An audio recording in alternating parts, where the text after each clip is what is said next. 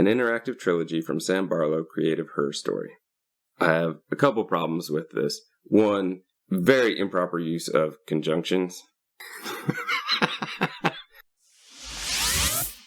Hello, and welcome to Filling in the Gaps. I'm Justin.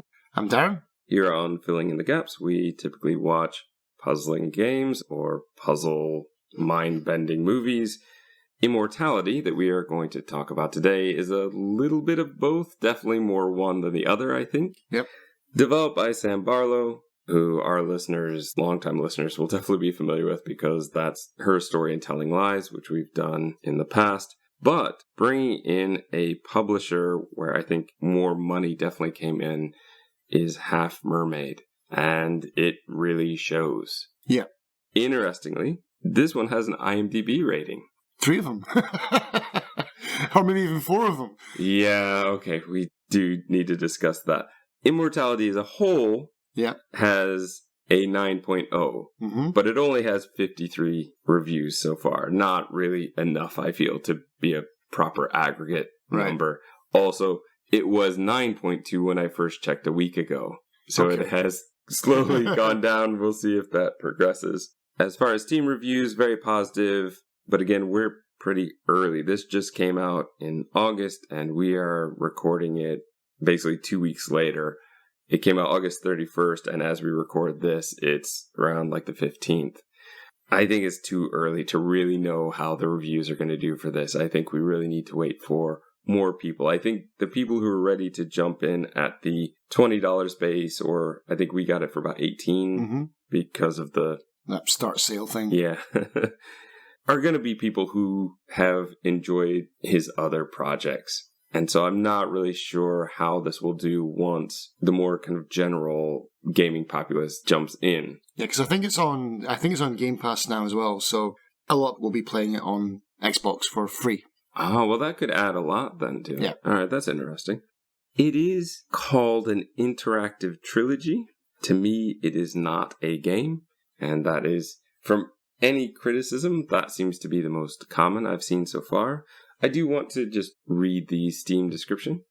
Immortality. Marissa Marcel was a film star. She made 3 movies, but none of the movies were ever released. And Marissa Marcel disappeared. An interactive trilogy from Sam Barlow, creator of Her Story. I have a couple problems with this. One, very improper use of conjunctions.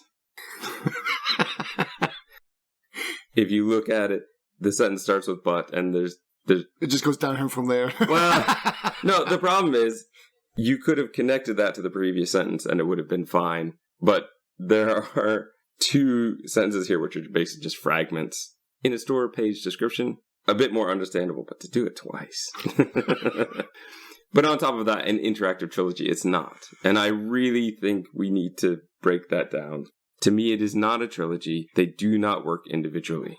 It's what's the word? It's not a misnomer. It's misleading. Because when I read that, I was like, oh, it's connected to Her Story and Telling Lies. That at least would make sense to me. Then I would say, yeah, a trilogy. This is the 3rd in the trilogy. Right. Okay. But it's got nothing to do with them.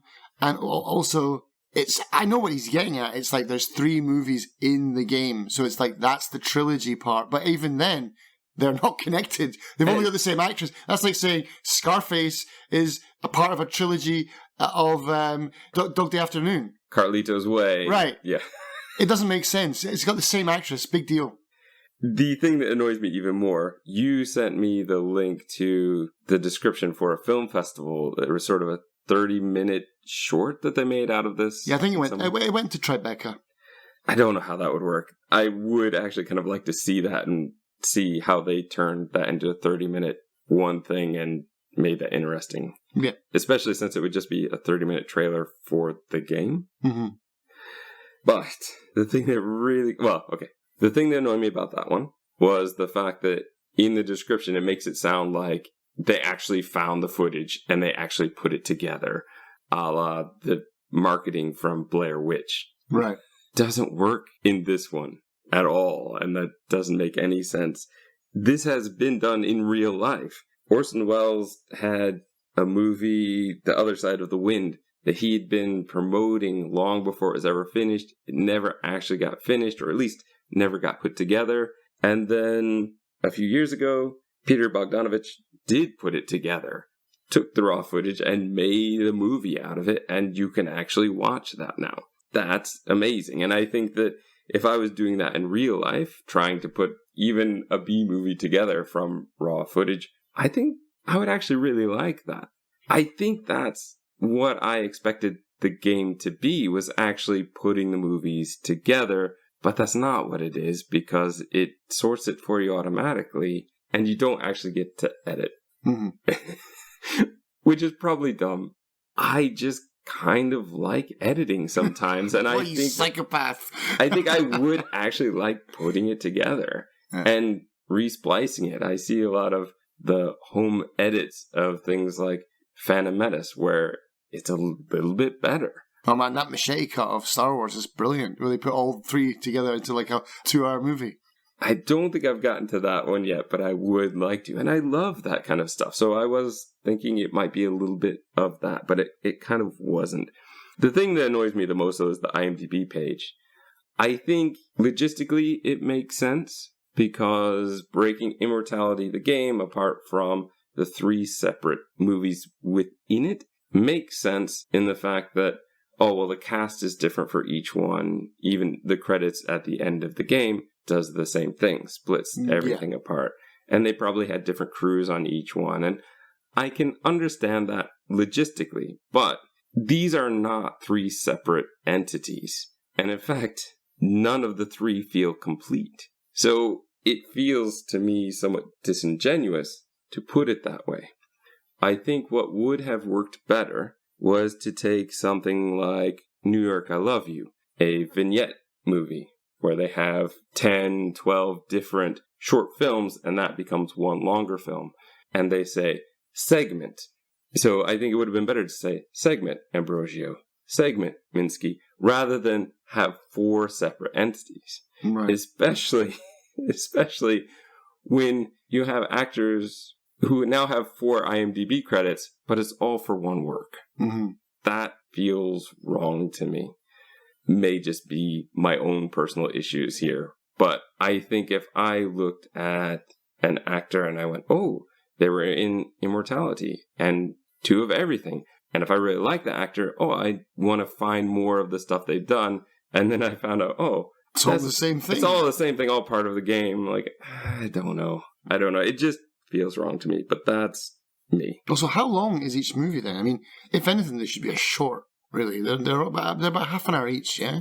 Well, that depends on how you would edit it, and we don't get that version, so we don't know. I will say that one of the things that I did to prepare for the episode today, I couldn't find a good video yet for all of what I think is what makes people really interested in the game is there are hidden scenes that you can find. I'm not going to talk about those now because we're in the spoiler-free section, but that is a key part of the game. And that was one of those moments where when I found the first one on my own, I was shocked. Well, this is something interesting. I think I immediately sent you a message. And I said, have you found something like this? Because this is it. This is going to be the thing. And it's the only aspect to me that really feels like a game. I mean, that's it. I mean, I would disagree and say it is a game. I mean, a game, you wouldn't think hitting a ball with a stick is a game, but it is. And so anything that has some kind of a way to progress or game mechanic, to me, is a game. It's only fair, no matter how thin on the ground it is.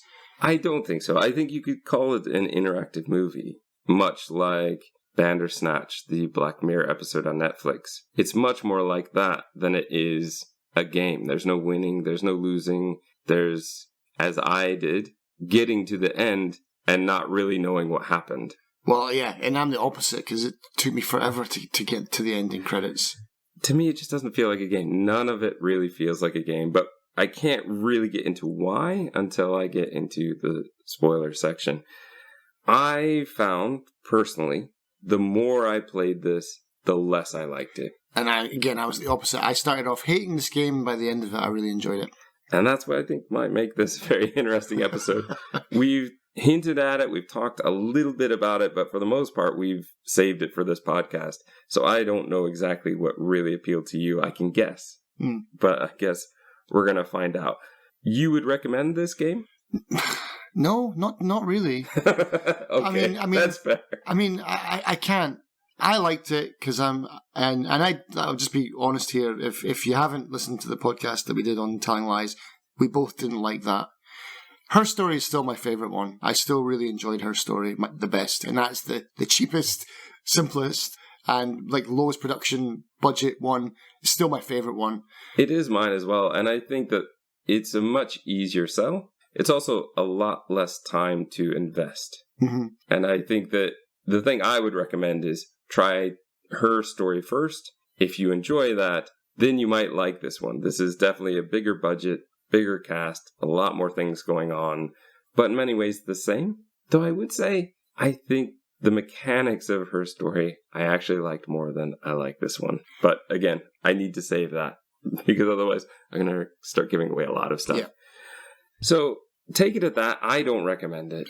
I really don't. I think, I just want to recommend watching the videos that people are obviously going to be putting up later. I think that those to me are more interesting. Yeah, for me, I wouldn't say that. I would definitely say it's an experience to be played. I would not enjoy watching this and just being passive watching it. Well, granted, in the game you are pretty passive as well, but at the same time, at least you have some control of what you're looking at, what you're finding, and what you're actually digging for. You know, I'm looking for this, and there's hints in game that direct you to that. Well, more than that. Look, we're gonna have to get into it. We're gonna have to get into it. So, here's the thing. I would say neither one of us are strongly recommending it. I definitely don't recommend it. Maybe someday when it's on the cheap, but I think the production value is warranting the $20 base, but the gameplay is not. Mm-hmm. That's my opinion. Darren has given his, but I can sense the spoilers coming. So with that, let's go ahead. Here's your warning. If you don't want any spoilers, leave now, come back later. We're about to give away all that we know about Immortality. Exactly. Yeah. Here's your spoiler warning. We're not going to talk about this one like we would a normal episode where we do what we've sort of started to think of as our DVD commentary style of episode where we go through it point by point chronologically.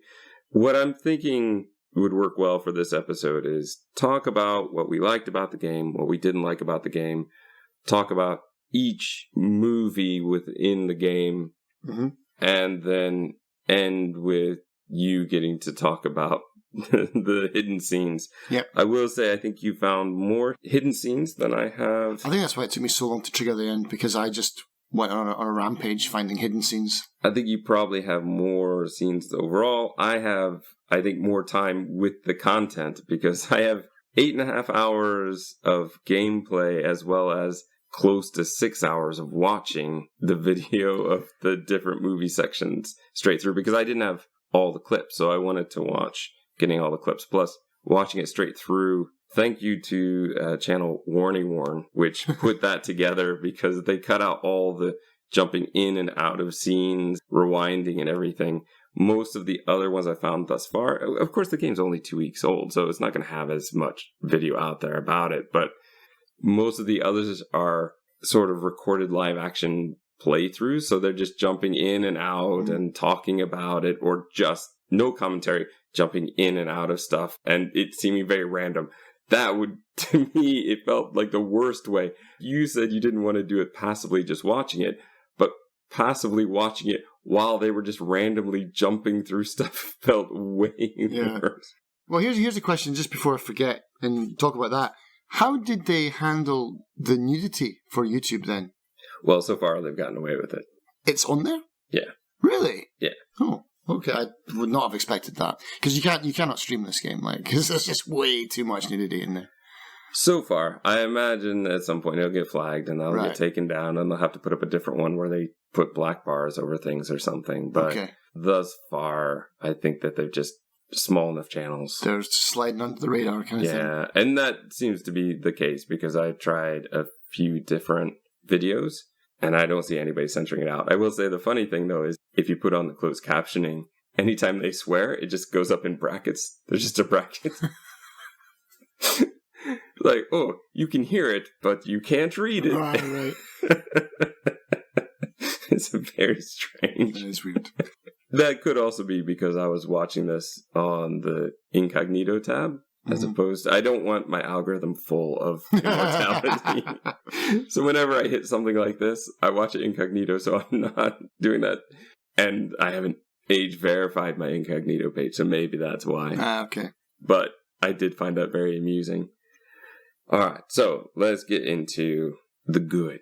What do we like about it? I will say, of course, as you could probably guess, my good list is shorter than my bad. Hopefully yours is the opposite, but we'll get to my notes are a mess. I would say it's fairly well acted. And for FMV, I'm just going to say it now, for FMV game, again, I don't feel this is a game, but for things you can get on the Steam page, this is now the new gold bar standard as far as lighting, acting, sets, everything about this. Even though they did a lot of indie cheap ways to do it, it looks pretty good. This is, in some cases, it's still very B movie quality, and I'm okay with that. As I've said before, if an FMV can get B movie quality, that's amazing. It doesn't usually happen. But there are a few moments, a few scenes that are movie quality. Oh, yeah. And I was very impressed with that. And I think one of my problems with the acting is when you have actors pretending to act, they, at times, are not fully in the role. Like, I think Manon Gage, who's the lead in this, I think when she plays Marissa, she is absolutely natural. And throughout most of the rest, she is very good. But there are just some times where I just don't feel like she's really into it. She knows she's acting as an actor. Right. In a fake movie. And I think that could probably play with your head a lot, get in the way a lot. And I just noticed that. And I noticed that with some others as well. Some of the smaller roles, I think, had an easier time because they weren't doing the full, like, I'm going to be in 3 different movies and secret scenes and doing all of that stuff. So, like, the director for the Ambrosio segment was great, but he was just playing that one part. Yeah. So I'm not going to knock the acting. As far as FMV, top notch. If this was a B movie, I would say this is great B movie acting. It's not maybe top tier Hollywood, but indie movie, it'd be fine. Did you feel the same? Yeah, no, I like the acting in this. I think it was some better than others. The one who played the one who played the one. I don't know any of the actors' names in this. She was amazing in some parts. She was very moving. That's the only word I can really. I felt what she was feeling sometimes. She was really good. Everyone was on point. Everyone was can't fault the actors at all. And one thing I thought that was really good. So I said, like, the lighting, the set design is good, but also capturing the different eras of film and the way they would look, and like the graininess of, like, Ambrosio and just the lighting style. The way they did the physical props for Ambrosio, I loved. The dagger, the bends. The technology changed in each one. I think that part was handled extremely well. The scene that I would say is the most just blew me away was in Ambrosio, the sort of crypt scene where they're walking into they're about to walk down into the crypt and the other nuns come up. Yeah.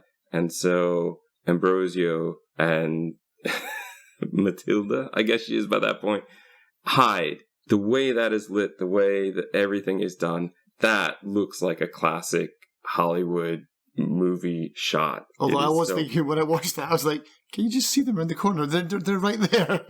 But for that time period is very fitting. That's how it was, yeah. And that, again, I found very impressive. As far as game, thank you for giving us rewind and fast forward. Finally, we've been heard after that telling lies, man. We can even pause. We could do frame by frame. There are much less dead scenes. Like telling lies, we would sometimes be watching a blank screen for 5 minutes. Exactly. And we couldn't fast forward. There were a few, but the dead scenes in this one were B-roll and they were super short. I still think we maybe don't need them, but I think they're trying to make it feel like found footage. So I can appreciate that. I mean, the way that they captured that, I mean, even if you rewind digitally on things, it's choppy and block by block, but this was so butter smooth, going backwards and forwards. I don't know if that's just part of the software that they were using, or if they've made it a part of the program to like make it so smooth so that you can rewind and it's all the text goes backwards, but it's very, very smooth. It's not like rewinding a DVD, you know? And I had a lot of fun like going backwards, forward, making people do stupid things. How many hours of your 10 and a half are into that? There was actual nudity in this one. It's not required. It's not something that I need to have. But when it feels fitting, they were pushing, that's what these characters were going for. Especially when you get into Minsky and you have the old school actors going, that's not okay. Yeah. And they're wanting to keep pushing the envelope. That's what they want to keep doing. It's very fitting and sort of necessary in a way to kind of say that you're pushing it that far. Whereas Telling Lies, we had a cam girl who... Oh, yeah, that's right. Like, why would you be paying her? What is going on? What is the service she's providing? Because she's telling lies. Image search was also very fluid. Once you get a handle on the UI for the like how to work with stuff, because at the beginning I found it, I don't know how you found it, but I found it quite baffling, man. I was like, I don't know what I'm doing. I think there were too many instructions too quickly into what was going on, and sometimes using terms that maybe we aren't as familiar with. There were I think 3 different settings you could do, 3 or 4 at the top. Yeah. And I wasn't exactly sure what they meant or how they worked. I still am not totally sure. I think one is film clips versus the image searches that you've done. So you can see what you've searched for before. Then the next one down is like chronological order versus what movie they were in, I think. Well, but the chronological also is still the movies in order. So I think maybe chronological is the order in which they were filmed. And the other one is maybe... Oh, no, I think the other one just cuts it down to a particular movie. Right. Which I never used. What do I need that for? No. And I certainly didn't favorite any of them. I didn't use the heart for anything. I did. But I did that because I was trying to keep track of any that made the sound. The audio cue of, hey, there's something special here. What? So I just favorited it. Those as I came across them. You can hear them in the menu anyway. I mean, you don't have to favorite them. Can you? Yeah. On the main board, you can hear a rumble, and then it's really well done actually. It's done in stereo, so it's like kind of like a game of like hide and seek, where you'll hear the rumble. It's often your left earphone, so you'll tab left through the things, and it'll fade out. And you go back, and you're like, okay, it's not centering on my headphones. Then you go up a clip, you move up, and then the rumbling will get louder and louder until it reaches like a surround sound area, and you're like, oh, here's one of the clips, boom, and then you just go into it, and then you get one of your hidden clips. Oh, okay, well, maybe I'll look and see if that does work. It didn't really work for me, at least I didn't notice it, but also I always find Sam Barlow music is very distracting and confusing. And there's some bits. There's one bit of music that has a heartbeat in it. I was like, "Oh, this means something," and it's like, and then it just faded out. I'm like, oh, it was just part of the music. Yeah, I had that one too. That one really annoyed me. And there's one that's super happy and peppy, which doesn't fit sometimes. I'm gonna get to that, but that's definitely one of my bads. Let me get that out of the way now. That's one of my bads. Like I think we really need. I mean, the music is good, but. It comes in at weird points sometimes. I either want, in this kind of game or interactive thing, I'd rather have no music. Right. Or music that's set to the clip that fits the clip. And that's always in that clip. Yeah. Yeah. For sure. Because the random looping does not work. Yeah. I like that there are those sound alerts, like you said. But the reason I favorited them was because then you can just look in your favorites and they're all there in one place. Even if I had found that, I still would have favorited them so I could put them all in one place. Because I was thinking early on that I might be able to put the secret clips all together and it would do something special, or I'd be able to get them to play through as their movie. But yeah, it's a Sam Barlow game. We're not going to get that. All right, so that's my good list. What do you have? Anything else that I haven't talked about? I mean, to be honest, there's not really a lot more to the game anyway. It's like, it's an interactive movie game. Oh, so the acting's good, the sound's good, the lighting's good. There you go. I mean, that's it. I can't say the puzzles are good. Yeah, all right. So let's talk about my bads then. We, at times, are only getting one camera side of scenes. So that does still lead to some scenes being like, oh, this would be the B-roll. Mm-hmm. This is a character's reaction to the main part of what's going on, and we don't get the main part of what's going on. So it's not as bad as Telling Lies, but it still feels a bit like that. Also, there's a good possibility that you haven't found it. There is that, however... Still doesn't take away the fact that you're left hanging. I've watched through the videos where they've had everything and went, oh, okay, so that scene wasn't there. An example of this would be watching Sophia in the audience of the church as Ambrosio is making a speech, and we never see Ambrosio making that speech. Right, you just see her crying. I don't know why he's like, get her out of here, she's crying. It's like, I thought she was acting. I thought that was part of the thing. Like, I don't think she's meant to be crying in that scene. I think that has to do with off-camera stuff that we're going to talk about later. A real gripe I have with this is the same object or face can be searched many times, even within one scene, and lead to many different results. So this leads to me having to go, say, 5 seconds at a time, and then going, okay, let me click on everything. Let me go back to that clip. 5 seconds again. Let me click on everything. I mean, the game it's not even a hidden object thing. Mm-hmm. I thought at first it was going to be. Early on, I got one of those scenes where it's from Two of Everything, and she's being shown her room. Oh, and we have this fertility statue. And I'm like, well, that fertility statue is definitely something I need to click on. And there are a few times, many times, in the game where they seem to be heavily showing it to the camera or pointing to it that cuts back a bit to the earlier games where they were trying to really hit you with this word so that you would search for it.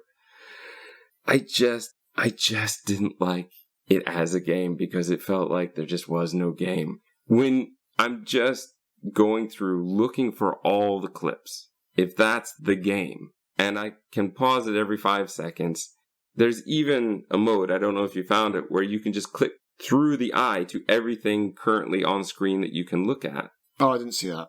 It's not even a game. Like, I just have to keep going through the motions. And I could get all the clips if I go through every one like that. Mm-hmm. And I did that through Ambrosio. But actually, I didn't even finish through Ambrosio. And that took me to 8.5 hours. I think this is where the how long to beat 18.5 hours to completion. Mm-hmm. I think that's where you get it. But when I stop having fun at about an hour and a half, 2 hours in, to think of doing this for another 16.5, I mean, I pushed to 8.5 to even get through half of Ambrosio. Yeah, I mean, I think once I pushed past the kind of game logic, because at the beginning I was like, this is dumb, this is stupid, why did I buy this? I was not enjoying it. I didn't like the mechanic. I'm just clicking around on stuff random. I can click on, like you said, I can click on this apple and it'll take me to another apple in a different movie. And then if I go back and click on that apple again, it takes me to something different, which the game actually does encourage you because there are achievements for clicking on the same thing, like the kiss or the rose or whatever. There's fruit. A bunch, the fruit one. There's a bunch of those. But once I was like, oh, it doesn't matter. I'm free. Once I realized that, probably once you started getting annoyed with the game, that was when I was relaxing. Because I was like, oh, I'm free. It doesn't matter anymore. So I was just clicking and watching and just taking in the game. I wasn't so focused on like, oh, I've got to get all these little details. I was just like, let's just click through it and watch. I'm not going to click watch for 5 seconds and then click on something else and jump out of that movie. I watched everything until the end. And it didn't matter. What I ended up doing, and this might be one of the easier ways to complete the game, is I ended up watching the whole thing, clicking back to the beginning, and then clicking on the clapper, because that clapper is in everything. And so it takes you through... I use the clapper so many times. It takes you through the whole game pretty much, and so... Not really. That's part of my problem, is that would be great if that's how it worked, but that isn't how it works. You will get, at least in my experience... I mean, it does double up on itself. Whatever. It will, so I'll get to, say, 3-4 different clappers, and then I'm back to where I started again, or I'm back to one of the earlier ones. And it seems to be somewhat random as to which clappers I'm going to. So, okay, so I get to one I haven't seen. Clapper, clapper, clapper. I hit a stop again. So it'd be great if I could cycle through all that. If I could just click on Marissa and get through to all of Marissa. But it's not like that. I click on Marissa now, and then 5 seconds later I click on her, and I get a totally different scene. And where I really start to lose the fun is when I start to realize I'm not getting new scenes. Mm. And I keep going back to the exact same scenes over and over and over again, and I'm stuck in a loop. Even though I'm clicking from different clips, I'm going from the fruit in this clip, I'm still being taken to fruit in a clip I already have. And this has been my problem with Her Story and Telling Lies, is I hit a point very early on where I have the majority of clips, and then I'm really struggling to find the others, either through searching, or in this case, I feel like I'd have to just really go bit by bit. I'm wondering if there's a kind of cheat system like they had in Telling Lies, where, what was it we ended up doing when you just type in archive 1 and then archive 2, and then you could just go through all the clips in order. I wonder if there's something to this that you can do like that. Maybe. I don't know. But for me, yeah, part of my frustration at the beginning was it's just random. But once I realized, oh, that's the game. It's random. Okay, I'm fine with it. And yeah, I went back and I watched the same things over and over again. But I was always finding new things in those scenes. So it was all right in the end for me. I didn't hold it against the game for that. There are times, though, when you zoom in on a face and it goes absolutely nowhere. I found a few of those guys. I wonder if it's just because they're not in any other scenes or if they're special. But then why is there an eye thing over them? It's a mystery. It's going to be something to solve later on. Maybe it's part of something else that we just don't know yet. Or maybe it's just Sam Barlow messing with us. It's just like, this is nothing. Let's see how long they stew over this one. Like, did you find I don't know what it was, like some kind of weird goth vampire lady and a black guy in cloth, like a Civil War shirt? Did you find those clips? I don't think so. No idea. Who's those? I mean, I do have an idea, but we'll save that for the end. Okay. Getting the special scenes to me felt very difficult. I found somebody who put a pretty good hint up about how to do it on the controller and how to move the joystick to get it to work just right. Keyboard mouse, I had zero luck trying to get it, so I quickly abandoned it. Even towards the end of the game, I hear the rumbling and I'm like, okay, this is easy. Because sometimes I got it like that. And some other times I'm like, no, I missed it, go back. Oh, I missed it again. Okay, go really slowly. The way that I tricked it into doing it was like, click on it, hold it really slowly, and then suddenly just whip it. And then it would come. But getting it worked. Sometimes it didn't. I just found every time it felt so difficult. There were some that just popped up easily, but for the most part, I was trying 8-10 times to get the timing right. And I would sometimes get most of what they were saying in the special scene just in the trying to get it to work. I hated that. I think if you're going to make it so it's not so tricky. I think his idea was, it's going to feel like you're actually spinning the old film reels. I'm like, it does not feel like that. I'm using a controller. I'm using a keyboard and mouse. I'm not doing what they used to do at all. Yeah. This is not how it works. It doesn't work for me. Yeah, it was tough sometimes, man. It was hard. As I mentioned earlier, I finished the game. I got the credits, and I didn't really know what was going on. At that point, I was still mostly just bit by bit trying to get as many clips as I could, and then I was going to go back and watch. And I think I got bored a bit halfway through Ambrosio, and I said, okay, well, I'm going to go check out some of the special scenes I know are there, ones I've marked. And I got to a certain number of them, I think, or maybe a certain clip, and then suddenly everything happens. Now, we're in the spoiler section. We're going to talk about this. It's very cool. You get, at least on my screen, the bottom two. So I had two that stuck out from the bottom row, turned into the bottom of a nose in black and white. And then as I move the screen up, like I'm moving all the film thumbnails down, her face starts to take over. And I went, well, that's pretty interesting. Let me try to go into this clip. Oh, no, it doesn't work. So you have to wait for her to take over the whole thing. And I think she says, I'm part of you now. Yeah. My reaction was like, no, you're not. I have no idea. I've seen you in a couple of special clips. I don't know what you're talking about. It makes no sense to me. 10 minutes of credits. I'm like, okay, great. But don't really know what that was about. It didn't really make any sense to me. I kind of understand it now, but kind of waiting for you to fill me in more on that one. But I think that much like any Sam Barlow game, we've had 3 now. You finish the game, and you may not necessarily know what happened. Yeah. And that doesn't work for me. That is a key point of what keeps it from feeling like a game to me.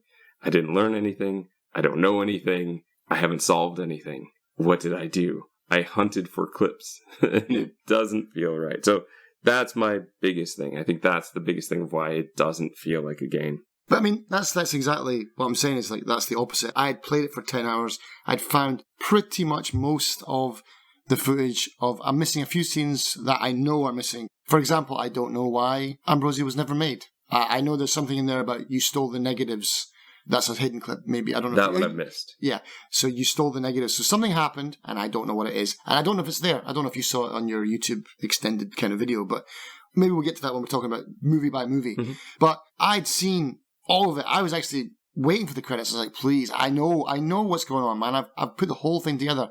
Please give me the end credits. I was up all night for today. I've only had like 4 hours of sleep because I was honestly about to text you just saying, look, man, I need to finish the game. I still can't get the end credits to roll. But finally they popped up and it was like, perfect. Because I had pieced it all together.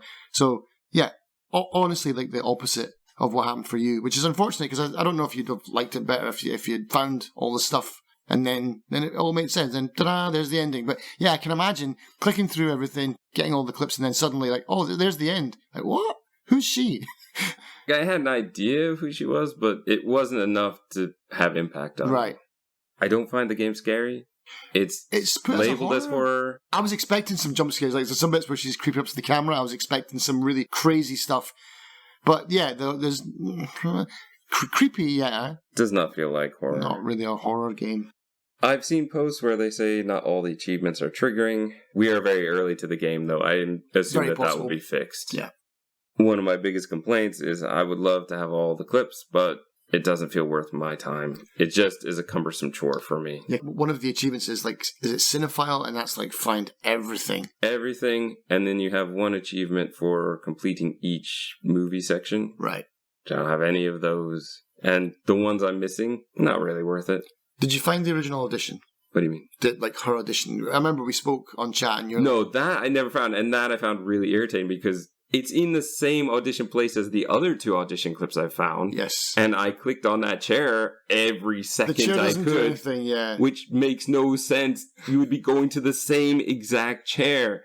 Why does it always have to go from this chair to the Minsky chair? Why can't you just go to the other one that looks exactly the same? The one that should have started the whole thing. The one I get teased with every time I start the game. Yeah. I don't know how I found her audition. But I got hers, and it's worth it. It's good, and it's got a lot of hidden stuff in there as well. There's a big chunk of the one in that clip, so it is definitely worth. And that's what I mean. It's like when you do find some of these clips, you do get that sense of achievement, like you get in a game where you finish the level or you solve a puzzle. It's like finally I found this clip, and then in that clip, then there's a hidden clip, and you're like yes, and then within the hidden clip there are more hidden clips. Some of these clips they go through layer by layer by layer. That I hate. I think that's wrong. I love that. I think it's wrong mostly because I had enough trouble getting the first one to trigger. I never got a second one to trigger. Oh, really? I found it easier. Even when I knew that they were there, I couldn't get them to trigger. I think I maybe got one accidentally very early on, but that one was more an extra clip because I just rewound further or something. I didn't actually have to do anything special. I didn't have to go back forward again because most of the, at least initial secret clips are backwards. And so you're watching them in forward time, but they're rewinding the spool. Yeah. But having 5 within one clip. Oh yeah, there's some that are huge. That's probably fun if you're having no problem finding them. But I'm also not getting, are you getting the sound alert? Yeah, in each one. Yeah. Do you? Okay. Because I wasn't noticing that, so maybe I hit a bug in some of mine. Because I was definitely looking at ones going, okay, I see 3 different websites say this one has a clip within a clip. I need to find it. I'm following their instructions. I'm getting nothing. I'm hearing no sound or anything. So maybe my copy, maybe once they do some updates, maybe it'll be better, but I just don't see myself going back to do this. Here's one for you. Okay. There are way too many steps to get out of this game. You're going to say that? Yeah. Yeah. Oh, come on, man. Games, please stop doing this. Click. Are you sure? Yeah. Okay, you really sure? Yeah. Okay, back to this menu. Do you still want to leave? Yeah. You sure? You want to save? Yeah. Okay. Now, let's watch the credits of the publisher. Why? Let's save to exit. Good. oh, let's watch the opening Half Merman, yeah, or whatever it's called. The Half Mermaid logo. See Marissa start to walk in. No, stop. Just let me leave. I'm having dinner. I actually think one thing that would have helped me is if this would actually be a bit more like her story, and the fact that when you put in a search item, you would get 5 options. And then, especially once you beat the game, there's a special code to get 15. I think I would have really loved to hear to have, 1, I finished the game, I get something to make the completionist achievement easier. Yeah. 2, a chance to search a chair and go, which ones haven't I found yet? And sort of mark the ones I found and, oh, this is a new one. They did it in her story. They should be able to do it here. Ooh, this is a new clip. Yeah. Also, please either label the clips. I know they've got clappers at the beginning. Not all of them do because they're behind the scenes stuff or just them just running around with a camera. But like, have a star or have something to show me that I'm watching something new, because my brain doesn't remember things. And so I'm watching something going, is this a new clip? And you get to a point and you're like, oh, I've already seen this one because it started me halfway. It looked new, but it's like, because it started me at a point that I maybe clipped out of before. It's like, oh, this is the same thing. And I'm doing the same thing as Telling Lies now, where I'm in the middle of something. I've got to rewind right back to the start again and watch it from the beginning. Bonus thing, not just rewind and fast forward, but instant button beginning, and that's brilliant. Yeah, I love that. That is great. One thing that maybe it's my computer, it's getting a bit older now, but when I'd find a new clip, once I had a bunch of clips, the game would really lag when it was like, oh, you've got a new clip. Let me log that in and wait because I couldn't move around the grid. When I got a lot of ones, I was just basically looking at the bottom and I was counting how many were in the unfinished row. Mm-hmm. Okay, I've got 1 in the unfinished row now. Oh, search. I still have 1. I haven't found anything new yet. Search. Oh, I've got 2. I got 1 new one somehow. I don't know where it's from. Or even if they did something like YouTube where they show you how much of the video that you've watched, you know, or like, oh, I've not watched all of that one yet. Maybe there's something else in there. Something like that would have been clever and nice to just help me out. There comes a point where this seems like busy work for me. And it's fun to be like the investigative kind of whatever I'm doing, piecing this together. And that's another problem I have. I don't really know who I am. Like, am I playing a character in the game? Am I some kind of detective? Am I some kind of film archivist? How you say that? Archivist? I don't know. Because if I'm just me, just flicking through some old random footage. There is a page that says, like, about, isn't there? There's an about page that says, it's like a newspaper clipping almost of, like, oh, the movies were lost and you're trying to find them, put them together, whatever. Yeah, okay, whatever. Yeah, I can't fully put them together because a lot of it's missing. Yeah, something visually, a visual cue, just let me know. Because I thought every time that music played at the start, like, oh, this means it's a new clip, but then it's like, it plays for most of them, doesn't play for all of them. It's like, so I thought, oh, that music means something, but it doesn't. I think that's it. I think I've exhausted yourself now. Yeah. Were there any other gripes you had before we move on? If I do have any, they'll come out when we start talking about the movies. Fair enough, same here. All right, let's start talking about the movies then. Let's talk about Ambrosio. Now, I've broken each of these into 2 sections, off-camera and on-camera. For Ambrosio being the first, and maybe even to Minsky, I think it's kind of more interesting to talk about the off-camera first. Mm-hmm. But when we get to 2 of everything, I want to do the off-camera second, because it leads into the next part. Mm-hmm. I think that's mostly because when you start off the game chronologically, we're getting into auditions and early stuff. So commercials. The off-camera stuff seemed much more interesting to me. And I think even throughout the whole game, the off-camera stuff was more interesting for me than the on-camera, the actual movie footage. Much of what I'm saying today is in air quotes. So hear it or don't, doesn't matter. I'll be saying it. So, off-camera, we've got the director of photography and the director constantly quarreling. The DP, John Dirk, he wants to move things forward and make it more modern, and Fisher is like, no, do it my way. Yeah. The DP and Marissa Marcel obviously get into some sort of romantic relationship. They start plotting. So John Dirk and Marissa start plotting things for the movie. Ooh, film this and edit it in. He'll never know. Like that kind of thing. They will later, we find out, work together to create Minsky. Mm-hmm. The lead male, Robert, seems to have an affair with Sophia, which is why I think she was crying in that one scene, because they seem happy and flirty, and then suddenly she's in tears. So I think he broke her heart. That's my suspicion. Mm-hmm. But she was not supposed to be sad in that scene. She was supposed to be happy. He's filling her with the word of God, and she should be happy, not crying sadly about it. And that's kind of all I have for that bit.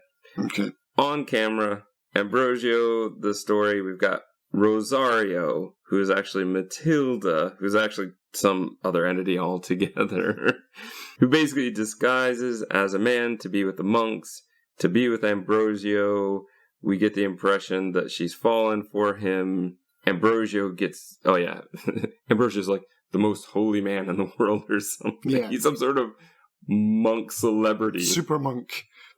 It's a bit much. But for the time period they were making it, I get it. It kind of works. And that's one thing I appreciate. A lot of the stuff, the physical effects, the wings, the way they were doing the... Oh, she's jumping out of the photo. Freeze, change the photo behind, or the portrait behind Robert. Put in the blank portrait with Marissa standing in front.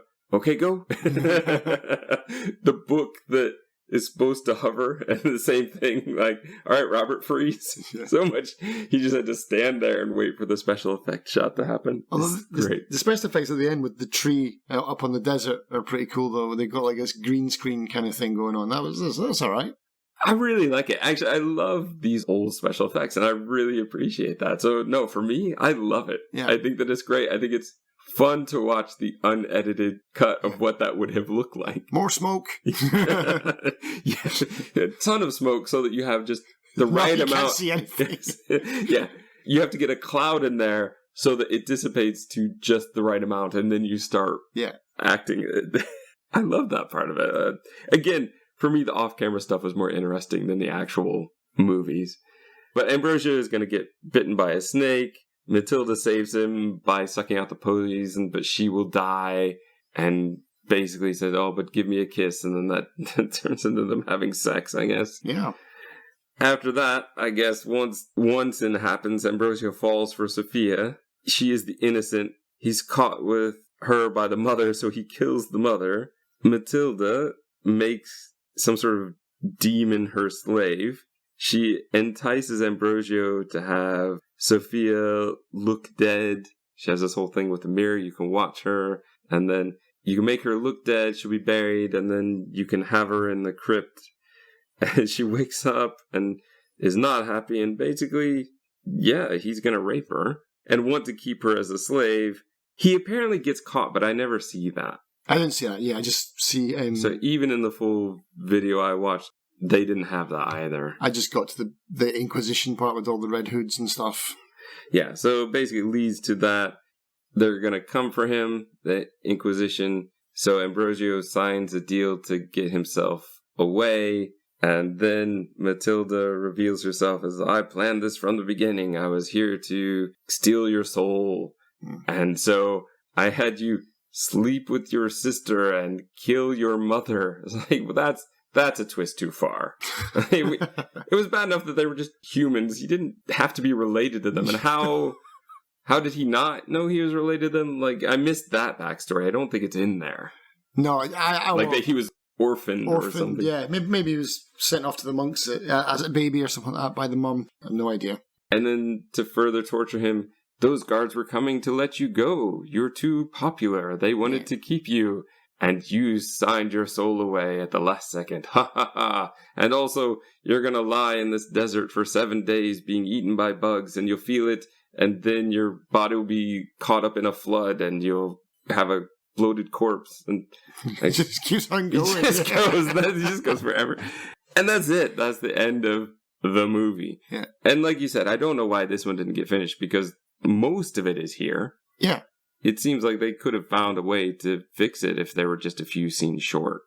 Yeah. Maybe negatives got taken, but there's not much you would need to do to fill this. And they've already put so much money into it. Putting a bit more to actually get something they could release, I think they would. Yeah. Again, this is the problem with reviewing this game when it's like, I don't want to say I feel like a fraud doing it, but it's like, I'm doing it on my take of what I've found and just as a normal player experience. I'm not doing it as someone who's scrubbed the entire thing down for every single clip. We are definitely not experts on this one. Right. So there could be clips out there that I've missed, and so I might just be filling in gaps for stuff that actually already exists. So if I am, and you know about it, and I'm wrong, let us know. This is definitely a bit like Threads for us. Threads is, I want to talk about this at the end of the year, but most comments ever is on Threads. People really know that film well, and the backstories behind it. Yeah, I don't have a PhD in Threads, man. And I don't want to watch it again. I watched it twice, and that was, in many ways, 2 times too many. We are not coming to this as experts, and that's fine. I think we put more time in than maybe the casual player, but definitely not people who are really trying to search for everything, the completionist, and that's fine. Yeah. I wanted to rush it one to kind of get in on the early views, possibly because there isn't as much content out there, but also just because I was getting sick of this game movie thing. I was really getting to the point where I just absolutely hated it. And I wanted to get this out while I still felt something good about it. And I felt like the longer I sat on this, the worse I was going to feel about it, because that was just the case. From 2 hours in, what was that, a week and a half ago, to today. Each time I think about it, I like it a little bit less. So I maybe pushed Darren a bit faster on this than he wanted to, because I think you wanted to see everything. Yeah. So anyway, that was my point then. So about this, so it's like, what if I say something and it's like, no, that doesn't make sense. There's a clip here, you've missed it. Or maybe you've seen it, Justin, when you watched it, and you can correct me. But yeah, if there's something I missed, let me know. But there is a clip where the one says, Fisher stole, you stole the negatives and blah, blah, blah. So he made the movie. We see the whole movie, pretty much the whole movie in totality, missing a couple of scenes. But something happened to freak him out, to make him steal the negatives and run. He did not allow this movie to be released. That's what I'm guessing for this first one. All right. If that's the case, then I suspect it has something to do with the things those two are up to. Like splicing in live sex scenes and things like that. Like there was like a...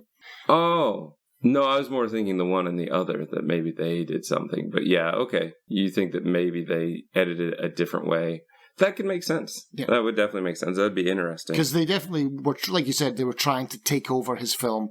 Like the part at the end when they're on the tree in the desert, when he's like, take off her clothes. He's like, no one can take the devil seriously naked. And they're like, no, go for it. And cue the sandstorm and the blowing of the wind just totally takes over from him. I think that would be much more interesting to me, is getting secret scenes, because I know there are some. I just didn't find them. Secret scenes of the actual human characters in the past, and maybe how that affects other things. I think I would find that more interesting than the one and the other. But again, we're going to hold off on that. Between this and the next one is one of the earliest clips I found of, I think it's called The Night Show. Like, it's clearly meant to be Johnny Carson, but it's clearly not Johnny Carson. One of the worst bits for me in the game of somebody trying to be a Johnny Carson-esque talk show host.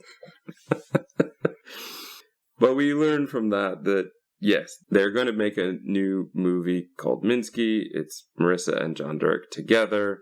At the beginning, off camera of this one, they still seem to be together. The Minsky actor is basically conceited and misogynistic. He quits due to the amount of work. I've never been treated this way. So John Dirk jumps in somewhat reluctantly. I think Marissa really wants that, but he seems to be pulling away at that point. The main actor, Carl Greenwood, who plays Goodman in the movie. There's a lot of religious inference here. They are flirting a lot, Marissa and the male lead. They end up together. Later, she's very upset. She says, he's not what you think he is. And Carl Greenwood dies in a gunshot accident. Marissa films a bit saying she's sorry about the whole thing. She's leaving the industry. So that's the off-camera. It is, again, for me, more interesting.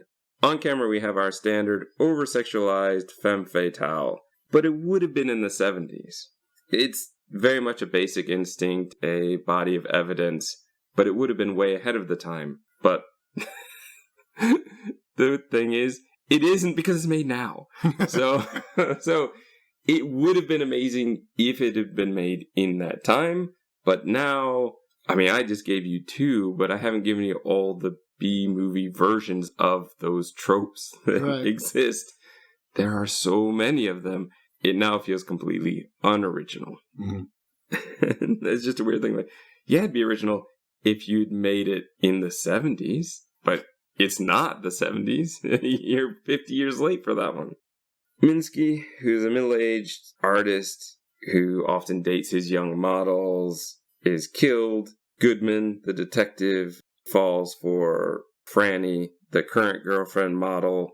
Olga was the previous model. She's Russian. We are told she went back to Russia. She sends these letters. I keep wanting to say Marissa.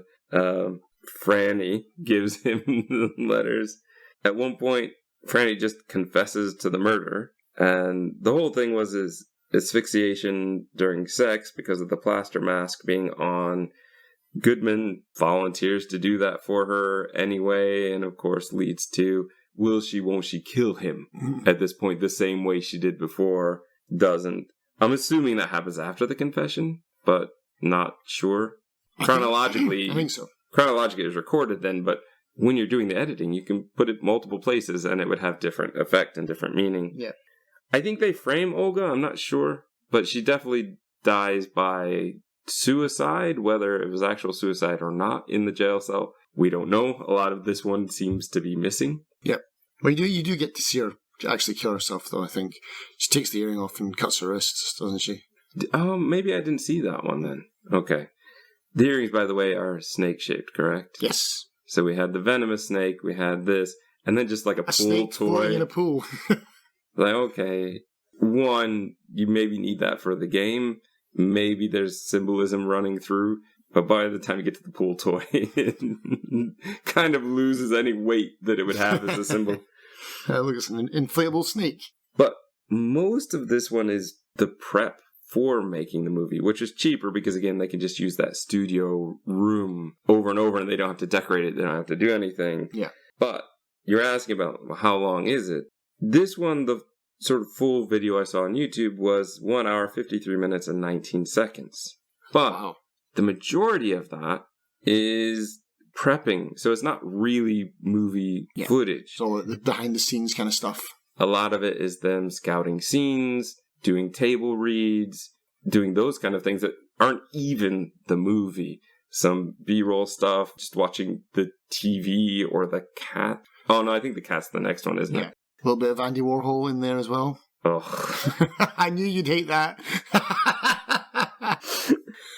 That's the thing. So that in addition to, and I didn't say this before. I should have said this in the good part. The clapboard.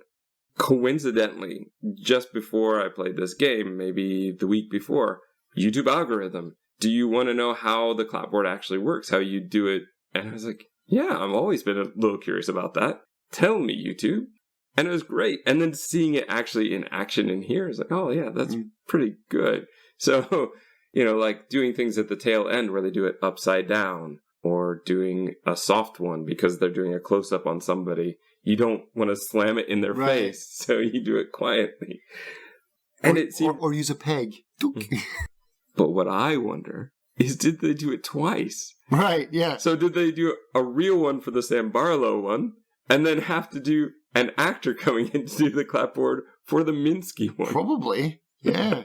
That would get confusing. The poor editors, that would be so confusing. But yeah, I would say you maybe get 50 minutes of movie, but I would even suggest it's probably less. That's probably me being overly generous, because the thing is, the clapboard and cutting in and the after bits, those take time as well.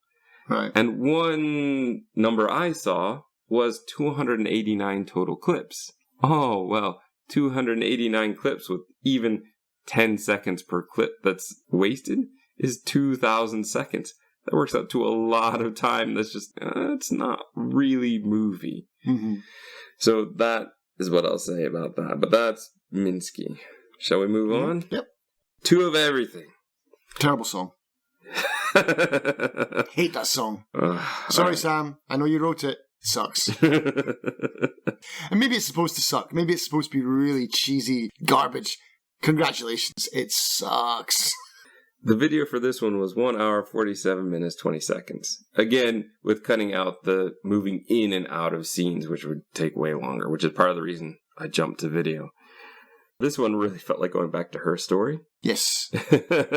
I'm not going to say why, but I think you'll get it. I think pretty much anybody who's here has played her story. Mm. But Marissa is meant to be 50 years old here. Yep. I mean, she took 30 years off between Minsky and here. This is in the 90s somewhere. I don't understand because she looks exactly the same. So was it lazy filmmaking, or does this have something to do with the hidden scenes and stuff? Yeah. So this one, I want to start with the on-camera stuff. Maria is a famous singer. She hires a body double who looks exactly like her, of course, for anything she doesn't want to do. Starts off with an award show. Then there is a video shoot she doesn't want to do, but Hannah can't swim, and she's supposed to in the video, so she calls Marissa for help. There's a somewhat amusing scene here where she is told by Maria, just complain about something, anything, it doesn't matter. And then we find out she complained that the apples weren't round enough and sent them back 4 times. And that's what stalled long enough for Maria to show up. An agent comes in, tells Maria she has been bumped up to second slot because she'd been complaining before about only being a musical act. Well, I got you into the second slot on the night show, not the Tonight Show, but the night show. And afterwards, hey, there's this birthday gig where you can get $10 million. And Hannah, desperate for money, apparently her biggest thing is needing to take care of her cat. Because that's the thing where she goes, oh, I could pay this vet bill that's on my refrigerator. With $10 million. Well, first I think it's like 50. Right. But then later like, ooh, I could get 10 million. So basically Maria is going to swap into Hannah's life, take care of her cat and all of that. Call Maria. Her cat called Maria. And Hannah is going to go to this party where the billionaire is going to basically try to rape her. As she runs up to the rooftop pool, the wife says, well, yeah, this is what is going to happen. Didn't you know? And so Hannah goes, I'm Maria. I can do anything. I'm going to stop him. And the wife goes, no, you're not. You're dead. Done. And so it basically leads into Maria, I think, trying to solve the murder. She's trying to help the agent saying, oh, she couldn't swim, didn't you know? And the agent going, no, she just swam last week. Like, oh, yeah, of course. Oh, how do I explain that I had a buddy double, you know? And she also has trouble dealing with it as a little fan comes up and, aren't you Maria? No, she's dead, didn't you hear? And runs away. Yeah. But unfortunately, and this is why I want to do the off-camera after this one, is we do not get anything after this. There's sort of the wife meeting up with Maria in the bar, and then her head explodes. Like we already had like a nosebleed, and then it leads to here the top of her head is bleeding, which makes no sense. Not coming out of her eyes or something like that, or out of her ears. It's like it's just gushing from the top of her head under that wig. I don't know if that's a mistake on purpose or if she. It honestly looks like her brain exploded and popped out the top of her head. Pretty much, it's weird. Yeah, I'm not sure that fits what they're trying to do after that, though. So let's talk off camera. There's a double for Marissa to act off and practice with, and that's probably fairly common in these double movies. I will say, where in the 90s this can make a huge difference, because beginning of the 90s we have like the Van Damme movie where he's a double. Oh God, what's that called? Double Target? Was it called that? I don't think it's Double Target, but we'll maybe look that one up. But you have that, and at the end of that decade you get The Matrix. So. Right, yeah. So depending on where you're doing this would make a huge difference on how well this double is going to look using special effects. I mean, I think the date on the footage is 98, isn't it? I think it's 98. Okay. I think it's 98, 99. Well, it also depends on the budget. So, but yeah, there's a double for her to stand in and act against. Marissa seems more and more agitated as the filming progresses. There are times where she just freezes, or like I said, she's bleeding at her nose, at her head. There's her last clip, which gives you the what happened to Marissa, is a scene where Amy, who I think was playing the wife, comes in. She pours what's supposed to be gasoline all over her, steps in front of the camera so that we can swap in the dummy. Quite clearly the dummy, because her leg falls off at the end. I'm so glad you said that, because I was so irritated by that. Is that meant to be real? Because that's not how a body burns. No. All along, Marissa had a wooden leg. I didn't know if they were trying to say this is Marissa trying to fake her own death. Right. Because it is a bit creepy, because the clapper bit is like, it's just... It just says her name. Her name, yeah. It just says Marissa, or like, whatever. What kind of gave it away, though, is that that's not what it's meant to be. So that's the achievement. What happened to Marissa, here it is. Though I will say the what happened to John achievement doesn't make any sense to me, but we have to get into that, into the one and other section. Mm-hmm. But that's basically it. So it kind of leads into me going, I don't know what's going on as far as the real movie. John also sort of passed out at one point, and he was missing for later shoots. Like, oh, can we film without the director? Yeah, let's go ahead and do it. I kind of wonder if Marissa is the one and John is the other. There were, I'm pretty sure, a couple times where I clicked on Marissa's face and got to the one, or vice versa. So that kind of leads me into that. There seems to be possession going on with the one and the other. They seem to be immortal and wanting to experience life or something. But for the most part, it didn't make sense to me. Let me explain why, and then maybe you can fill me and maybe you can make it make more sense. Mm-hmm. When I got the achievement for what happened to John Durick, it was when the one strangled him in bed. So he's meant to be dead, but he continues living to make the whole next movie, because that happened in Minsky. So it continues to happen. John continues working, so he's still alive, even though, according to the achievement, I saw him die 30 years ago. Mm-hmm. We also have times like Ambrosio, where there's a scene where Roberto is stabbing Marissa with a rubber knife. But when you get the hidden scene, it's the one standing there and he's stabbing with a real knife. But none of that actually happened. And that's where I really get confused, because yes, they live forever, but they seem to be trapped in this film, and I can replay them over and over again. It's the same immortality that Marissa or any of the other actors have, in the fact that they're on film and what they're doing can be watched again. And I just kind of feel like they keep saying things happen, but they don't really, because those people continue to live or move, or the scenes where they interact, it seems to have no effect on what happens in the later scenes. I thought, oh, this will be interesting if I find out they really influenced what was happening, but I'm not getting that. So I don't get the point of them, and it feels like a lot of times they can just do whatever they want, but it's almost like every time they do it, it's an alternate reality. It doesn't affect what happened in this world.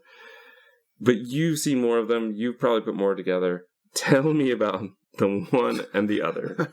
Yeah, I've got three possibilities, I think.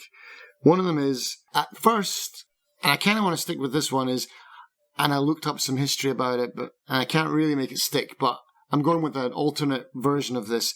I thought originally they were one of the 9 muses. I thought they were a muse, and so they were... Just one of them? Both of them.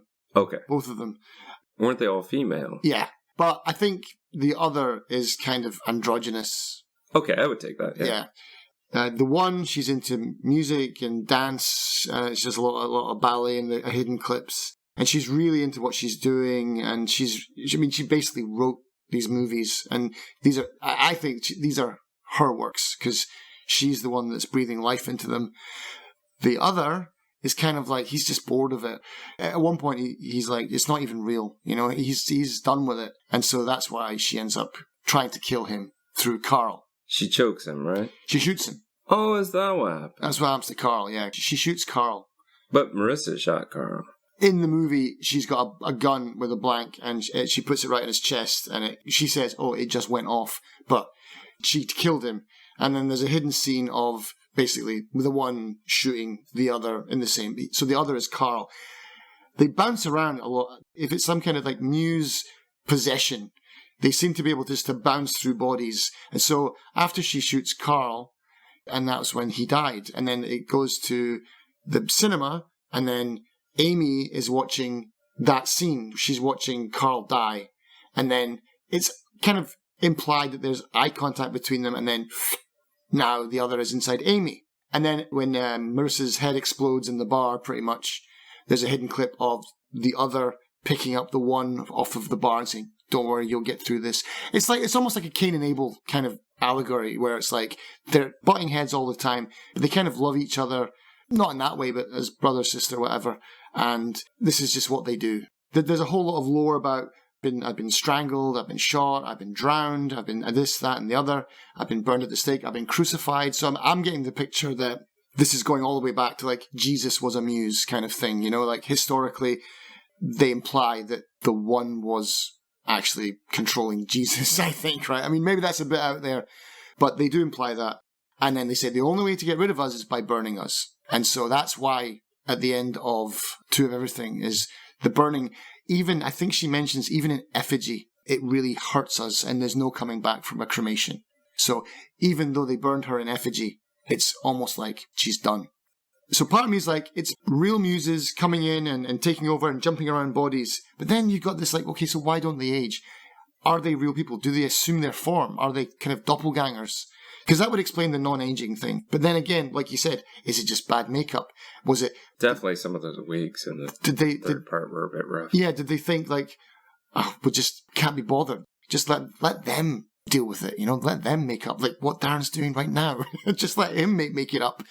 Maybe. So maybe I'm thinking just for nothing. So was the one meant to be in Marissa?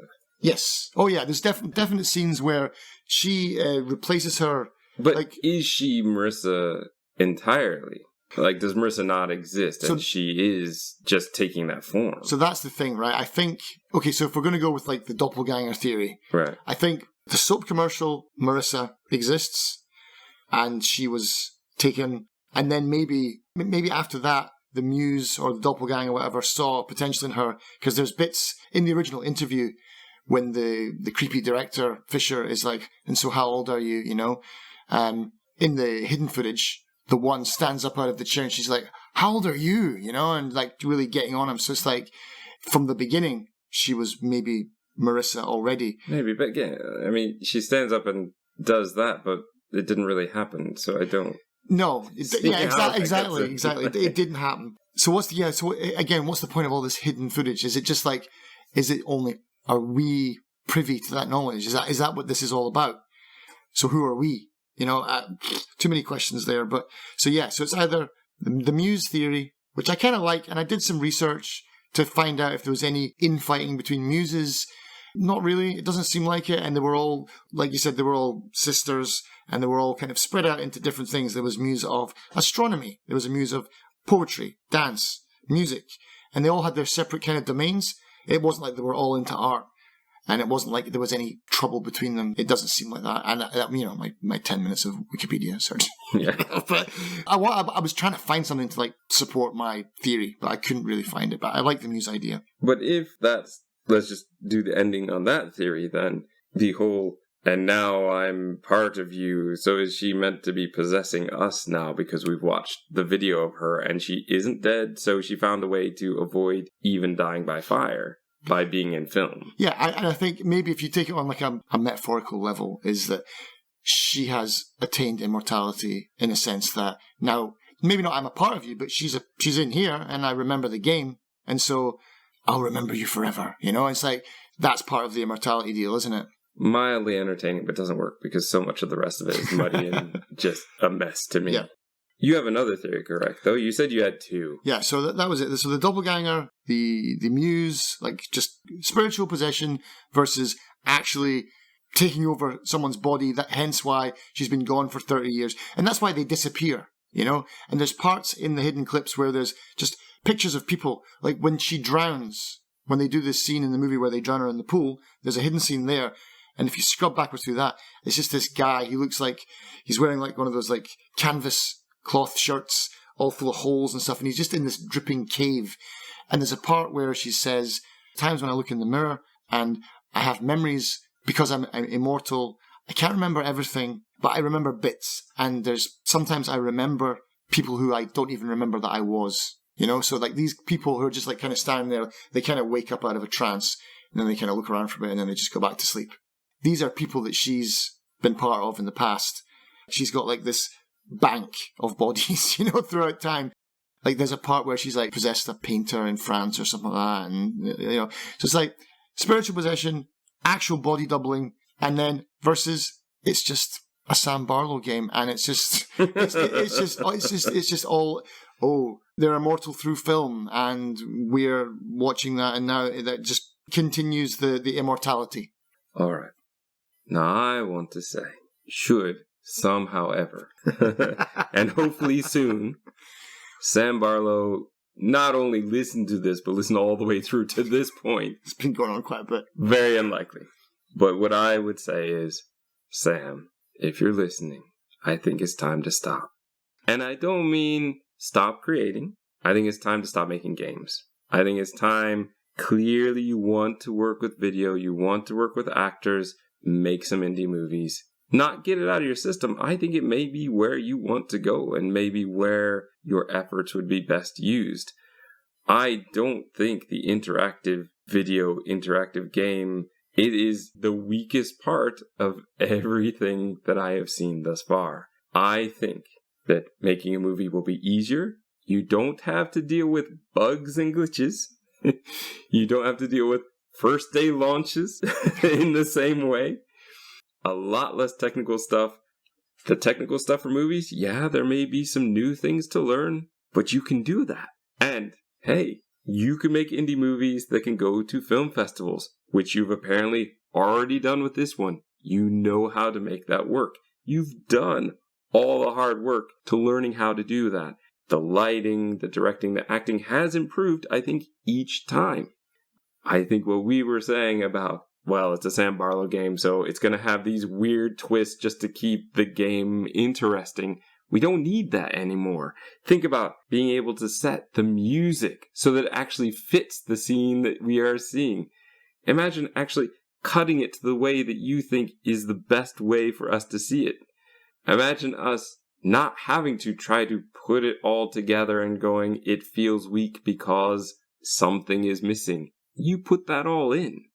And do that. And I think that even if Sam Barlow goes and makes 3 movies and decides to come back to games, I think it would still be an overall plus because 1, I would get the chance to see 2 or 3 movies in less time than it takes to play a single game. I would get way more content, way more complete content.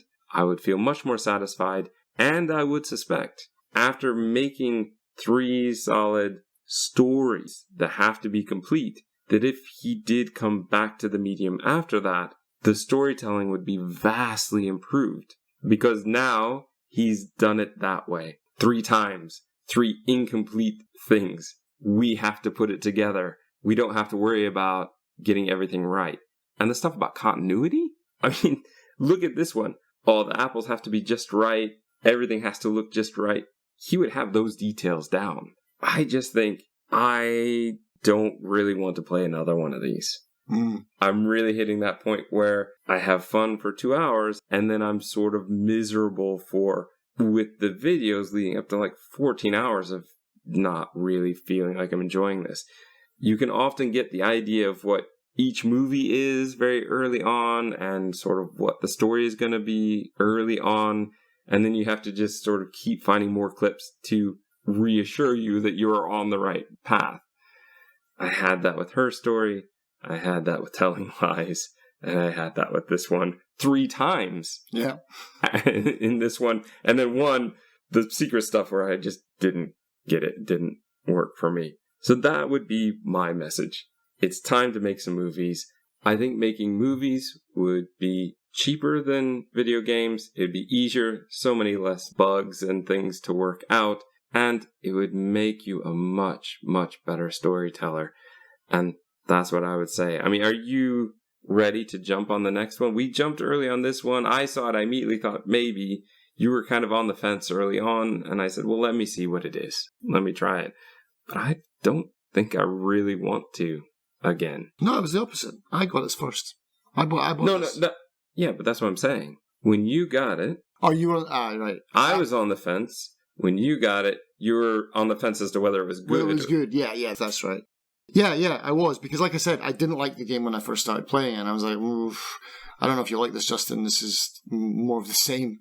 But like I said, it got better for me, and so we're kind of on the opposite sides of that.